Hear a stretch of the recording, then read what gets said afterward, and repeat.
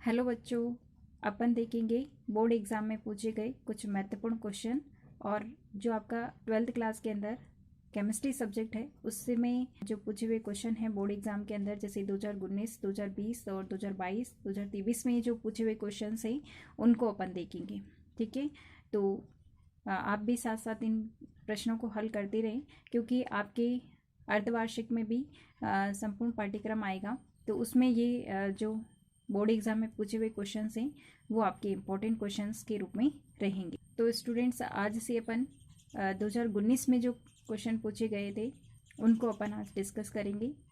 सबसे पहले 2019 वाला पेपर अपन सोल्व करेंगे, उसके बाद में 2020 वाला, उसके बाद में 2022 वाला और उसके बाद में 2023 वाला।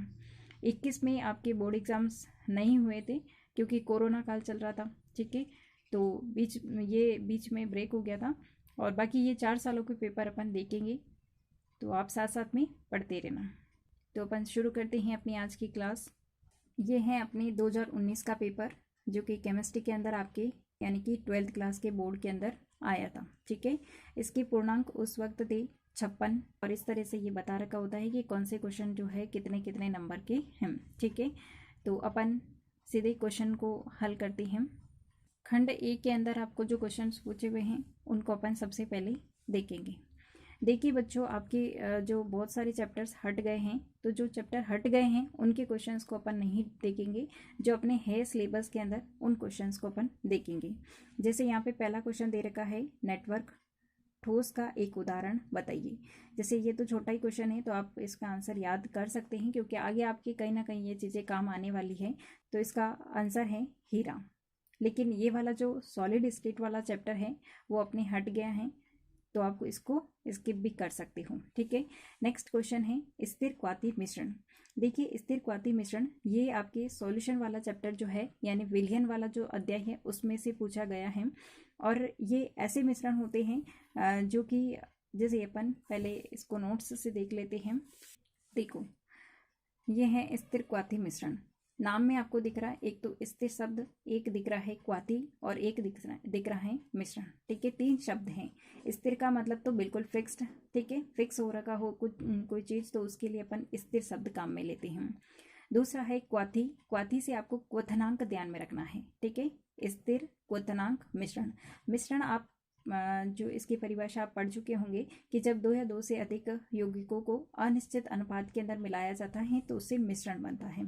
ठीक है, जैसे वायु, रक्त और बहुत सारे मिश्रण होते हैं। जैसे आप जल के अंदर मिश्री मिला रहे हैं या नमक मिला देते हैं, तो इस तरह से जब 2 या 2 से अधिक पदार्थों या यौगिकों को मिश्रित करते हैं तो उससे मिश्रण बनता है। और मिश्रण 2 प्रकार के होते हैं, समांगी और विषमांगी। और आपने ये भी पढ़ा होगा कि जो समांगी मिश्रण होते हैं उसको कहा जाता है विलयन। और ये विलयन वाले चैप्टर में से ये क्वेश्चन पूछा गया है। तो इसकी परिभाषा के रूप में आप इस तरह से लिखोगे कि एक ऐसा मिश्रण जिसके अंदर उपस्थित घटकों का क्वथनांक स्थिर होता है। ठीक है, यहाँ पे यही बोल रहा है कि क्वथनांक स्थिर होता है। स्थिर क्वाती का मतलब स्थिर है क्या चीज़? क्वथनांक। तो स्थिर क्वाती मिश्रण को आपको ऐसे ही ध्यान में रखना है कि एक ऐसा मिश्रण जिसमें उपस्थित घटकों का क्वथनांक स्थिर होता है उसे स्थिर क्वाती मिश्रण कहा जाता है। ठीक है, या फिर आप दूसरी इसकी परिभाषा क्या दे सकते हैं कि एक ऐसा मिश्रण जिसके द्रव व वाष्प अवस्था में संघटन समान होता है। ठीक है, यानी द्रव और वाष्प अवस्था दोनों साम्य के अंदर होती है, तो ऐसी कंडीशन में जो मिश्रण होते हैं उनको कहा जाता है स्थिर क्वाती मिश्रण। ठीक है, ये 2 प्रकार के होते हैं, एक होता है निम्नतर स्थिर क्वाती मिश्रण और दूसरे होते हैं उच्चतर स्थिर क्वाती मिश्रण। निम्नतर स्थिर क्वाती मिश्रण ऐसे मिश्रण होते हैं जो कि राउल्ट के नियम से धनात्मक विचलन रखते हैं। ठीक है, राउल्ट का नियम आपने पढ़ा होगा। ठीक है, नहीं पढ़ा है तो अपन आगे आने वाले वीडियोस के अंदर, क्योंकि ये क्वेश्चन पूछा हुआ है बोर्ड एग्जाम में, तो अपन इसको डिस्कस करेंगे। ठीक है, अभी आपको ये ध्यान में रखना है कि जो राउल्ट के नियम से धनात्मक विचलन प्रदर्शित करते हैं ना, उनको कहा जाता है निम्नतर स्थिर क्वाती मिश्रण। ठीक है, देखिए यहाँ पे धनात्मक आ रहा है लेकिन यहाँ पे परिभाषा के अंदर है निम्नतर। ठीक है, निम्नतर जो स्थिर क्वाती मिश्रण है वो धनात्मक विचलन रखते हैं और जो उच्चतर स्थिर क्वाती मिश्रण होते हैं ये राउल्ट के नियम से ऋणात्मक विचलन रखते हैं। ये आपको जरूर ध्यान में रखना है। ठीक है, ऋणात्मक विचलन रखने वाले उच्चतर स्थिरक्वाती, धनात्मक विचलन रखने वाले निम्नतर स्थिरक्वाती। और स्थिरक्वाती मिश्रण क्या हो जाएंगे, जो जिनका द्रव और वाष्प अवस्था के अंदर संघटन समान होता है या फिर जिनका क्वथनांक जो होते हैं वो स्थिर होता है, ऐसे मिश्रण को स्थिरक्वाती मिश्रण कहा जाता है। आशा है आपको समझ में आ गया होगा। अपन बढ़ते हैं नेक्स्ट क्वेश्चन की तरफ। देखिए यहाँ पे 1 नंबर की परिभाषा पूछी हुई थी, तो आप या तो वो नोट्स वाली लिख सकते हैं या यहाँ पे भी ऐसा ही बता रखा है वो परिभाषा भी आप लिख सकते हो। तो यहाँ पे ये इसकी परिभाषा दे रखी है कि 2 या 2 से अधिक अवयवों का ऐसा मिश्रण जो अवयवों के संगठन के प्रभावित हुए बिना एक ही ताप पर वाष्पित होता है उसे स्थिरक्वाती मिश्रण कहते हैं। यानी वाष्पित यानी उड़ना, और क्वथनांक में अपन क्या करते हैं कि जब पदार्थ उबलने लग जाता है उसकी वाष्प बनने लग जाती है, उसी को तो क्वथनांक बोलते हैं। ठीक है, तो स्थिरक्वाती मिश्रण की परिभाषा आप ऐसे भी लिख सकते हो कि ऐसा मिश्रण जो अवयवों के संगठन के प्रभावित हुए बिना, यानी कि इनका संगठन जो होती है बिल्कुल स्थिर रहता है, क्वथनांक जो होती है बिल्कुल स्थिर रहता है, एक ही ताप पर वाष्पित हो जाता है, यानी कि इनका जो क्वथनांक है वो स्थिर होता है, तो ऐसे जो मिश्रण है वो स्थिरक्वाती मिश्रण कहलाते हैं। ठीक है, ये परिभाषा अगर आपको समझ में आती है तो आप ये लिख सकते हो, या फिर जो अभी मैंने आपको नोट्स में दिखाई वो भी आप लिख सकते हो।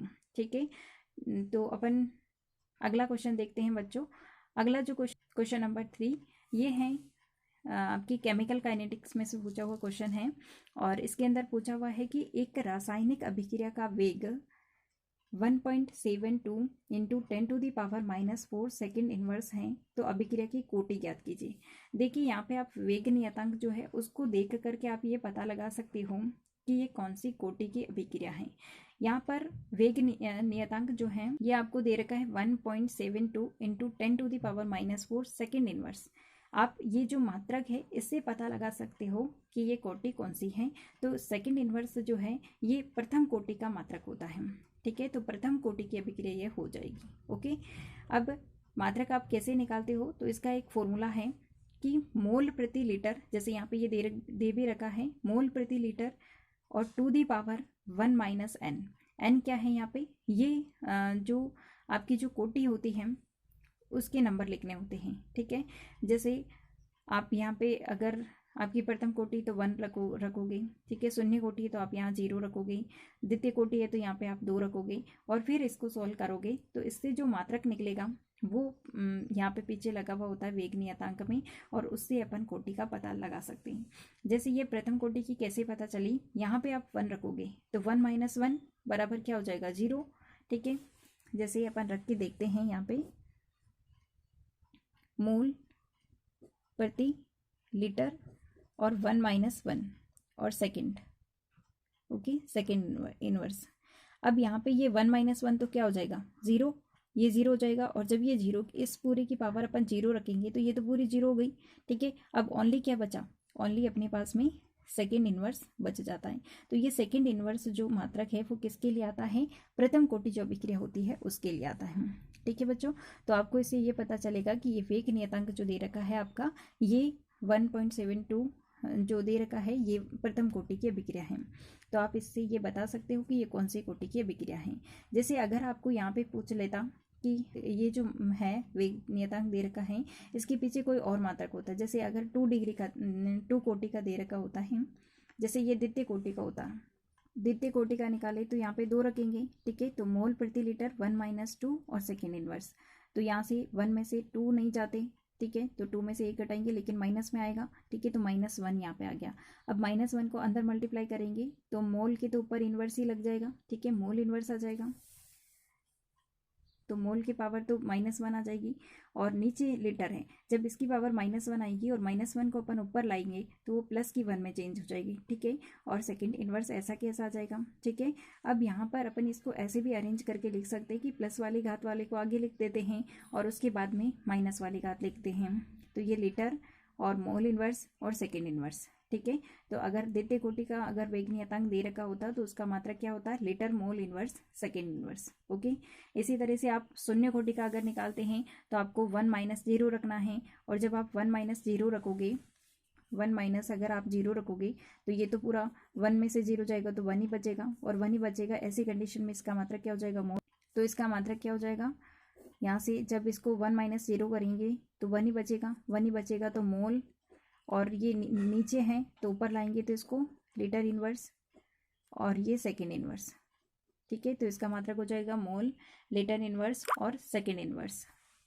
और चौथा क्वेश्चन यहाँ पे दे रखा है, दहली ऊर्जा को परिभाषित कीजिए। तो दहली ऊर्जा, ये आपको ध्यान में रखना है कि वह न्यूनतम ऊर्जा होती है जो किसी अभिकारक को उत्पाद में चेंज करने के लिए ज़रूरी होती है। ठीक है, तो किसी भी अभिकारक की वह न्यूनतम ऊर्जा जो उसे उत्पाद में बदलने के लिए आवश्यक होती है उसे दहली ऊर्जा कहा जाता है। और ये दहली ऊर्जा उसकी सक्रियण ऊर्जा और उसकी जो अणु की सामान्य ऊर्जा होती है उन दोनों का योग होती है। ठीक है, तो ये आपको दहली ऊर्जा जो है उसके बारे में ध्यान में रखना है।